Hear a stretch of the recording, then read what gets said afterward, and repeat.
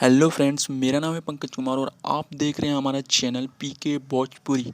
मैं आज आपको दोस्तों इस वीडियो में बताने वाला हूं दोस्तों खेसारी लाल यादव का जो 2 रुपया सॉन्ग है दोस्तों, वो कितना तेज़ी से वायरल हो रहा है और कितने लोग इसे पसंद कर रहे हैं। मैं आपको पूरा फुल्ली डिटेल बताने वाला हूँ दोस्तों, इसका अपडेट क्या है, खेसारी लाल इस पर क्या आपकी खुशी प्रकट की है। ठीक है, पूरा वीडियो पर बने रहना शुरू से लेकर अंत तक।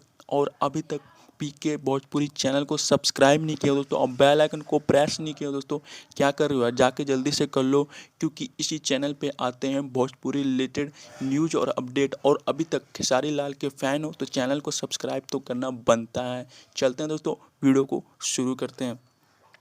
खेसारी लाल यादव खेसारी लाल यादव इन दिनों एक के बाद एक रिकॉर्ड अपना नाम कर रहे हैं।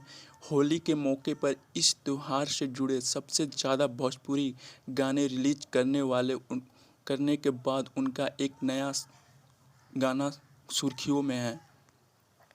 खेसारी लाल यादव इन दिनों एक के बाद एक रिकॉर्ड अपने नाम कर रहे हैं। होली के मौके पर इन त्यौहार से जुड़े सबसे ज़्यादा भोजपुरी गाने रिलीज करने के बाद एक नया गाना सुर्खियों में बना हुआ है।